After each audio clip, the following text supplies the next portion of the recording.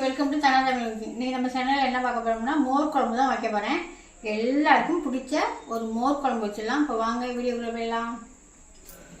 இப்போ ஒரு டம்ளர் தண்ணி ஊற்றிருக்கேன். அடுப்பு பற்ற வச்சு ஒரு டம்ளர் தண்ணி ஊற்றி ஃபஸ்ட்டு வெள்ளை பூசணிக்காய் அவிச்சு எடுத்துக்கலாம். வெள்ளை பூசணிக்காய் இந்த மாதிரி பிஞ்சாக இருக்கணும். அதை நல்லா அவிச்சு எடுத்துக்கிட்டு அப்புறமா என்னென்ன சேர்க்குறேன், எப்படி மோர் குழம்பு வைக்கிறேன்னு ஒன்று ஒன்றா காட்டுறேன். இது வேகிறதுக்கு ஒரு கல் உப்பு போட்டுக்கலாம். கொஞ்சமாக மஞ்சள்தூள் போட்டு மூடி வச்சு நல்லா வேக வச்சு எடுத்துக்கலாம். இந்த மோர் குழம்புக்கு ஒரு ஸ்பூனு கடலைப்பருப்பு எடுத்து ஒரு அரை மணி நேரம் ஊற வச்சு எடுத்துக்கிட்டேன். அரை மணி நேரம் ஊற வச்சிங்கன்னா போதும். அதை ஒரு மிக்ஸி சாரில் சேர்த்துங்க. சேர்த்துக்கிட்டு ஒரு 4 சின்ன வெங்காயம் இந்த கடலைப்பருப்போடையே சேர்த்துங்க. மிளகா 3 மிளகா நான் வைக்கிற குழம்புக்கு சேர்த்துருக்கேன். நீங்கள் கொஞ்சம் அதிகமாக வச்சிங்கன்னா அதிகமாக சேர்த்துங்க.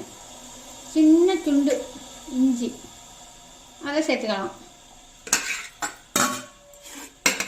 ஒரு ஸ்பூன் ஜீரகம் தான் அது கொஞ்சம் அதிகமாக சேர்க்கணும். ஒரு ஸ்பூன் ஜீரகம், ஒரு 1.5 ஸ்பூன்கிட்ட தேங்காய் பூ, எல்லாத்தையும் இதை பட்டு போல அரைச்சி எடுத்துகிட்டு வந்துடலாம். தயிர் பாருங்கள், நைட்டு உரக்குச்சி வச்சேன். உரக்குச்சி வச்சு வெளியிலே வச்சுட்டேன். வச்சு இது வந்து நம்ம வீட்டு தயிர் தான். இந்த தயிரில் வேணுங்கிற தயிர் நீங்கள் எவ்வளோ செய்கிறீங்களோ அதுக்கு தகுந்த தயிர் எடுத்துக்கோங்க. புளிச்ச தயிராக எடுத்துக்கோங்க. பாக்கெட் தயிர் கடையில் வாங்கிலாம் மோர் குழம்பு செய்வோம் சொன்னீங்கன்னா அது சுத்தமாக நல்லாவே இருக்காது. இப்போ இதை நம்ம அடித்து எடுத்துக்கோம். தண்ணியெல்லாம் ஊற்றோன்னா சும்மா அடித்து எடுத்துக்கலாம். பூசணிக்காய் எந்த அளவு வெந்துருக்குன்னு பார்த்துடலாமா? நல்லாவே வெந்துருச்சு. இப்போ இது கொதிச்சிக்கிட்டு இருக்கையிலேயே உங்களுக்கு தண்ணி ரொம்ப நீங்கள் ஊற்றின தண்ணி வற்றி போச்சுன்னா கொஞ்சோண்டு தண்ணி கொஞ்சம் சேர்த்து தண்ணியை ஊற்றிங்க. ஊற்றிட்டு நம்ம அரைச்சி வச்சுருக்க பேஸ்ட்டு இஞ்சி, ஜீரகம், கடலைப்பருப்பு, தேங்காய் அதெல்லாம் அரைச்சோமா இதை அதில் சேர்த்துடலாம். இந்த மாதிரி நல்லா பேஸ்ட்டாக அரைச்சிக்கணும். அரைச்சி விட்டு நல்லா கலக்கி விட்டு நல்லா ஒரு கலர் கலக்கி விட்டு தேவையான உப்பையும் போட்டு விட்டுருங்க. இதில் இதுக்கு காரம்னு பார்த்தீங்கன்னா அந்த பச்சை மிளகா 2 சேர்த்தோம்ல அந்த பச்சை மிளகா தான். இது நல்லா இப்போ இந்த கடலைப்பருப்பெல்லாம் பச்சை வாடை போகிற அளவுக்கு நல்லா கொதிக்கட்டும்.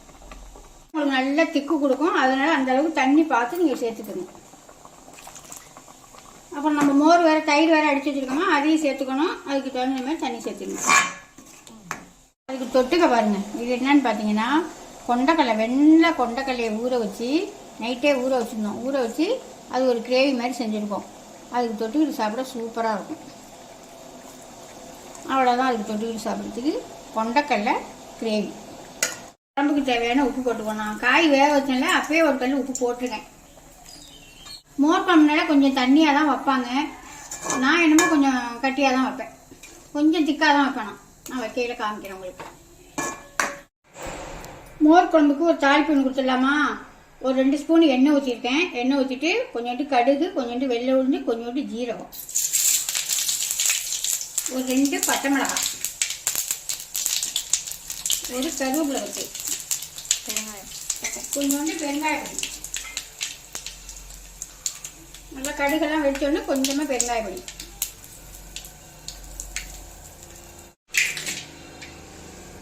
தாளிச்சதில் சேர்த்துடலாம்.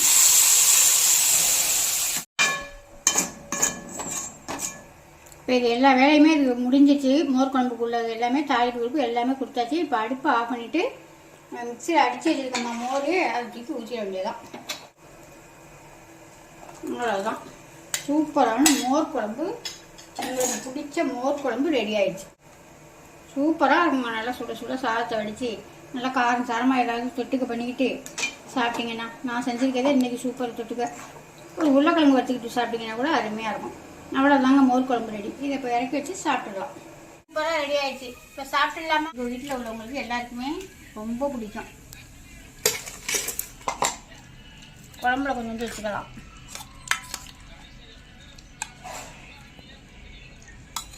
அப்புறம் தொட்டுக்க வெள்ளை கொண்டக்கடலை போட்டு கிரேவி மாதிரி வச்சுருக்கு. அப்புறம் கொஞ்சோண்டு பிரண்டை ஊறுகாய் வச்சுக்கலாம்.